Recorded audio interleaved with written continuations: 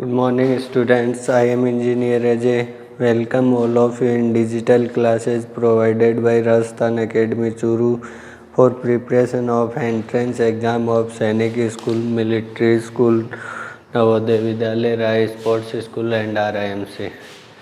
Students, ये अपने subject reasoning की क्लास चल रही है और अपना टॉपिक चल रहा है डायरेक्शन सेंस टेस्ट या दिशा ज्ञान परीक्षण।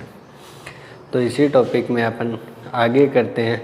अपनी अभ्यास प्रश्नमाला चल रही थी, प्रैक्टिस एक्सरसाइज, और उसमें 3 क्वेश्चन हो चुके थे। अब है क्वेश्चन नंबर 4। देखिए क्वेश्चन नंबर 4 क्या है आपका। क्वेश्चन नंबर 4 में 5 गांव P, Q, R, S और T एक दूसरे के पास पास स्थित हैं। कि 5 गांव हैं P, Q, R, S और T, वो एक दूसरे के पास पास स्थित हैं। P जो गांव है वो Q गांव के पूर्व में है। P गांव Q गांव के पूर्व में है और R गांव P गांव के दक्षिण में है। R गांव है वो P गांव के दक्षिण में है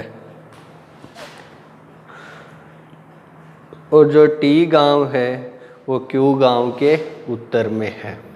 T गांव है वो Q के गांव के उत्तर में है और जो S गांव है वो T गांव के पूर्व में है।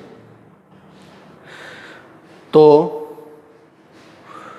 गांव R गांव S के सापेक्ष कौन सी दिशा में है। तो आपको पूछा है गांव जो R है वो गांव S के सापेक्ष कौन सी दिशा में है। तो आइए अपन क्वेश्चन करते हैं। सबसे पहले अपने दिशाएं बना लीजिए। दिशाएं बन गई हैं उत्तर, पूर्व, दक्षिण, और ये हो गया पूर्व और ये हो गई पश्चिम। ठीक है। अब आपको बोला है कि 5 गांव हैं। कौन कौन से हैं? P, Q, R, S और T। 5 गांव हैं जो P, Q, R, S, T एक दूसरे के पास पास स्थित हैं और इनमें जो P गांव है वो Q गांव के पश्चिम में है। तो P गांव Q गांव के पश्चिम में है तो मान लीजिए ये है आपका गांव Q। ठीक है। और इसके पश्चिम में है P गांव, तो Q गांव का पश्चिम हो गया इस दिशा में, तो इस दिशा में हो गया इसके गांव P। ठीक है। अब आपको बोला है जो R गांव है वो P गांव के दक्षिण में है। तो ये आपका गांव P है और इसका दक्षिण होगा नीचे की तरफ, तो नीचे की तरफ इधर हो गया गांव R। ठीक है। अब देखिए आपको बोला है जो T गांव है वो Q गांव के उत्तर में है। तो ये गांव Q है और इसका उत्तर होगा ऊपर की तरफ, तो इधर होगा गांव T। ठीक है। अब आपको बोला है जो S गांव है वो T गांव के पूर्व में है। तो S गांव है वो T गांव के पूर्व में है, तो ये गांव T हो गया और इसका पूर्व हो गया इस दिशा में और इधर हो गया गांव S। ये सभी अपने गांव बन गए हैं। 5 गांव R, P, Q, T, S 5 बन गए हैं। अब अपन को क्वेश्चन में पूछा है कि तो गांव R गांव S के सापेक्ष कौन सी दिशा में है। कि गांव R की दिशा पूछी है, वो भी गांव S के सापेक्ष पूछी। ठीक है। तो ये आपका गांव R है और ये आपका गांव S है। तो देखिए S के सापेक्ष पूछी है R की दिशा, तो S के सापेक्ष गांव R कौन सी दिशा में है? इस दिशा में है। इस दिशा में ही है S के सापेक्ष गांव R। तो ये दिशा है वो दक्षिण दिशा, दक्षिण इधर हो जाएगी दिशा और पश्चिम इधर हो जाएगी, तो इन दोनों के बीच की दिशा है, मतलब ये क्या है, अन्य दिशा है। और दो मुख्य दिशाओं के बीच में जो दिशा होती है उसको अन्य दिशा बोलते हैं। और मुख्य दिशाएं कौन सी हैं, दक्षिण दिशा और पश्चिम दिशा के बीच में। तो ये दिशा कौन सी हो गई आपकी, दक्षिण पश्चिम, पश्चिम, ये दिशा हो गई आपकी दक्षिण पश्चिम। तो गांव आर है वो गांव एस के सापेक्ष दक्षिण पश्चिम दिशा में है। इजी है, आप लोगों को समझ आ गया होगा। अब अगला क्वेश्चन देखिए। अगला क्वेश्चन आप लोगों को दे रखा है, क्वेश्चन नंबर जो आपका 5, उसमें दे रखा है रवि अपने घर से दक्षिण की तरफ 10 मीटर चलता है। रवि है वो अपने घर से दक्षिण की तरफ चलता है और कितना चलता है, 10 मीटर चलता है। फिर वो अपने बाएं मुड़ता है और 25 मीटर चलता है। फिर वो अपने बाएं मुड़ेगा और कितना चलता है, 25 मीटर चलता है। फिर वो फिर से अपने बाएं मुड़ता है और 40 मीटर चलता है। फिर से अपने बाएं मुड़ के 40 मीटर चलता है। फिर वह अपने दाएं मुड़ के 5 मीटर चलता है और 5 मीटर चलने के बाद वो अपने स्कूल पहुंच जाता है। ठीक है, तो रवि अब अपने जो रवि है उसका स्कूल है वो उसके घर से कौन सी दिशा में है। रवि का स्कूल है वो उसके घर से कौन सी दिशा में है। तो देखिए इसमें रवि का जो घर है वो उसका प्रारंभिक बिंदु हो गया जहाँ से उसने चलना स्टार्ट किया, शुरू किया। और जो उसका स्कूल है वो हो गया उसका अंतिम बिंदु, जहाँ पे जाके उसने वो रुक गया, मतलब उसकी यात्रा बंद हो गई। तो आइए अपन देखते हैं। ये आपका क्वेश्चन नंबर 5। तो देखिए, मान लीजिए रवि यहाँ पे है, ये है रवि का घर और उसका क्या बोल सकते हैं, प्रारंभिक बिंदु, क्योंकि जहाँ से वो चलना शुरू करेगा वो उसका प्रारंभिक बिंदु होगा, तो उसका घर ही उसका प्रारंभिक बिंदु हो जाएगा। अब रवि अपने घर से दक्षिण की तरफ चलता है 10 मीटर, तो ये रवि का घर हो गया। रवि यहाँ से चलेगा दक्षिण की तरफ, तो दक्षिण यहाँ पे होगा, तो दक्षिण की तरफ चलेगा और कितना चलेगा, 10 मीटर। तो रवि मान लो यहाँ पे पहुँच गया, कितना चला, 10 मीटर। ठीक, फिर वह अपने बाएं मुड़ता है और 25 मीटर चलता है। बाएं मुड़ने का मतलब हो गया घड़ी की सुई की विपरीत दिशा में घूमना, या जो आपका वामावर्त घुमाव है। अब रवि का मुंह देखिए आप, दक्षिण दिशा में है, तो वह अपने बाएं मुड़ेगा तो उसका बायां किधर होगा, इस डायरेक्शन में होगा, तो इधर बाएं मुड़ गया वो। और अपने बाएं मुड़ के वो कितना चलता है, 25 मीटर चलता है।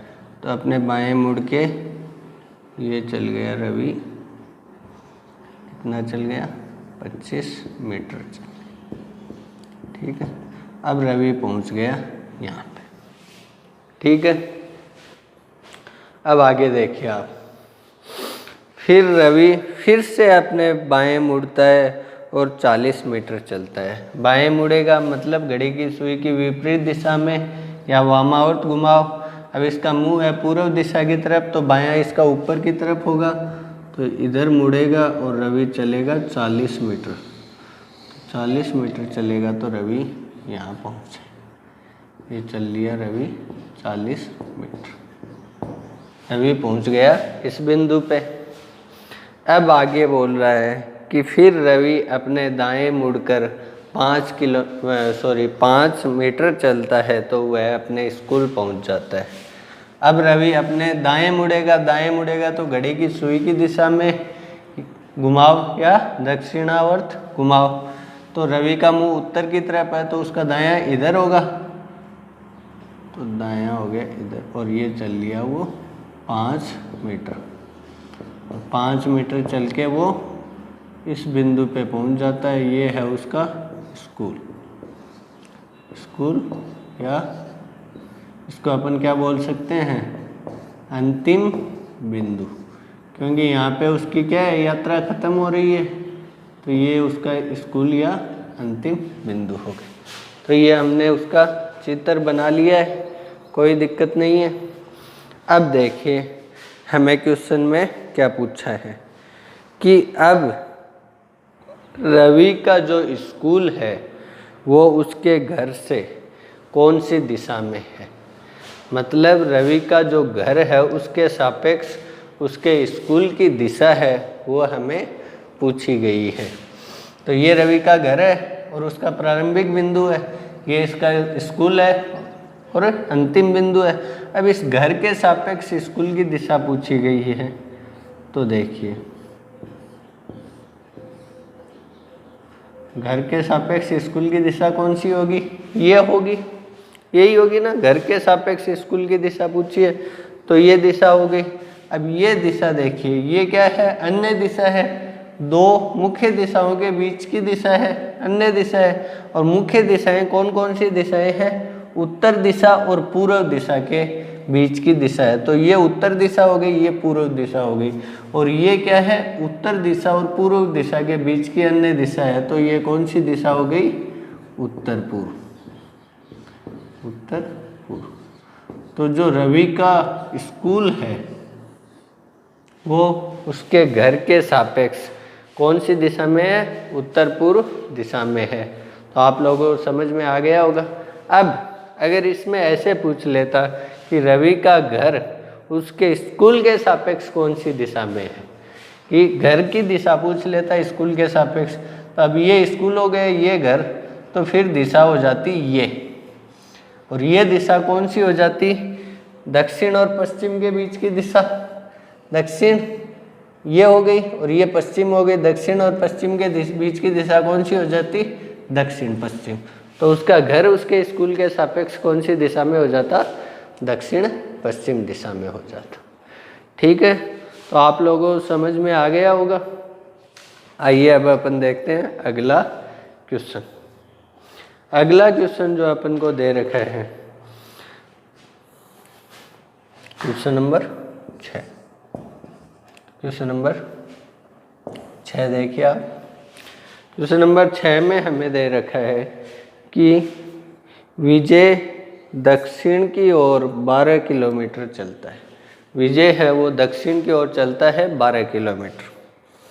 फिर वह अपने दाएं मुड़कर 10 किलोमीटर चलता है। फिर वह अपने दाएं मुड़कर 10 किलोमीटर चलता है, और उसके बाद वो अपने दाएं मुड़कर 12 किलोमीटर चलता है। फिर वो अपने बाएं मुड़कर दाएं ही मुड़कर 12 किलोमीटर और चलता है। तो अब विजय अपने प्रारंभिक बिंदु से कौन सी दिशा में है और कितनी दूरी पर है। ठीक है, तो आइए देखते हैं। पहले ये मान लीजिए कि विजय का प्रारंभिक बिंदु है ये, यहाँ से वो क्या है, चलना शुरू करेगा। चलना शुरू करेगा वो उसका क्या होगा, प्रारंभिक बिंदु होगा। तो विजय यहाँ पे है। ठीक है, अब क्वेश्चन में आपको क्या बताया जा रहा है कि विजय दक्षिण की तरफ 12 किलोमीटर चलता है।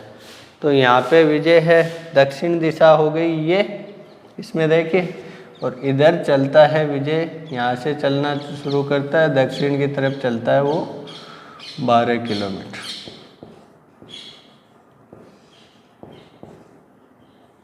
यहाँ पे बिंदु ए था, अब वो पहुँच गया है बिंदु बी पर।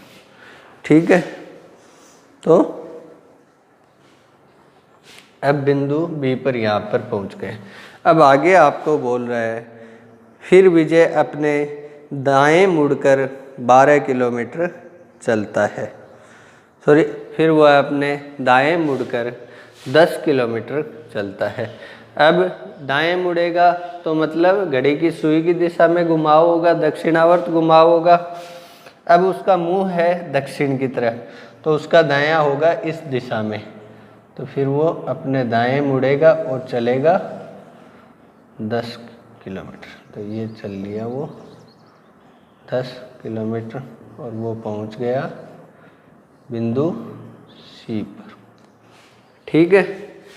अब आगे क्या बोल रहा है आपको, वो फिर से अपने दाएं मुड़ता है और 12 किलोमीटर चलता है। तो अब वो फिर से अपने दाएं मुड़ेगा, मतलब घड़ी की सुई की दिशा में घुमाव या दक्षिणावर्त घुमाव। अब उसका मुंह है पश्चिम दिशा की तरफ और अपने दाएं मुड़ेगा, मतलब दायां हो गया उसका इधर इस दिशा, और वो इधर मुड़ के फिर से चलता है 12 किलोमीटर और वो पहुंच जाता है बिंदु डी पर। अब यहाँ पे 12 किलोमीटर चल के वो पहुंच जाता है और ये हो गए यहाँ पे उसकी यात्रा ख़त्म हो गई। तो ये हो गया उसका अंतिम बिंदु। यहाँ पे उसकी क्या है, यात्रा ख़त्म हो गई। अब आपको क्वेश्चन में पूछा है कि अब विजय अपने प्रारंभिक बिंदु से कितनी दूरी पर है। विजय है अपने अंतिम बिंदु पर और ये उसका प्रारंभिक बिंदु। तो अंतिम बिंदु और प्रारंभिक बिंदु के बीच की दूरी है वो पूछी है हमें। तो देखिए, ये जो विजय ने कुल दूरी तो तय की है 12 kilometre plus 10 kilometre plus 12 kilometre, मतलब 34 किलोमीटर दूरी तय की है। लेकिन अपन को पूछी है उनके बीच की सीधी दूरी, प्रारंभिक बिंदु और अंतिम बिंदु के बीच की सीधी दूरी। तो ये देखिए एक आयत बन रहा है, आयत में आमने सामने की भुजाएं क्या होती हैं, बराबर होती है। ये 12 किलोमीटर है तो ये भी 12 किलोमीटर है, ये 10 किलोमीटर है तो ये भी क्या हो जाएगी, 10 किलोमीटर हो जाएगी। आयत में आमने सामने की भुजाएं बराबर होती है तो AB बराबर CD बराबर तो हो गया आपका 12 किलोमीटर और जो आपका BC बराबर AD बराबर क्या हो जाएगा 10 किलोमीटर। तो बीच की दूरी क्या है, इनके बीच की दूरी है A से लेके D तक। तो बीच की दूरी है प्रारंभिक बिंदु और अंतिम बिंदु के बीच की दूरी हो गई A से लेके D तक। तो A से लेके D तक कितनी हो जाएगी आपकी 10 किलोमीटर। तो अपना उत्तर आ गया 10 किलोमीटर। अब देखिए इसमें दूसरा और क्वेश्चन पूछा है कि अब विजय अपने प्रारंभिक बिंदु से कौन सी दिशा में है। विजय कहाँ पे, अपने अंतिम बिंदु पे है और अंतिम बिंदु की दिशा पूछी है प्रारंभिक बिंदु के सापेक्ष। तो ये प्रारंभिक बिंदु है, ये अंतिम बिंदु है। तो अंतिम बिंदु प्रारंभिक बिंदु के सापेक्ष कौन सी दिशा में हो गया, इस दिशा में हो गया। तो ये दिशा कौन सी हो गई, पश्चिम हो गई। तो अंतिम बिंदु के सापेक्ष प्रारंभिक बिंदु की दिशा कौन सी हो गई, विजय अपने प्रारंभिक बिंदु के सापेक्ष कौन सी दिशा में है, पश्चिम दिशा में है। ठीक है, तो आप लोगों को समझ में आ गया होगा, बहुत इजी है। तो आप इनको अपनी नोटबुक में नोट डाउन कर लीजिएगा और खुद से प्रैक्टिस कीजिएगा। आगे हम नेक्स्ट क्लास में पढ़ेंगे। आज के लिए इतना ही। Okay, thank you.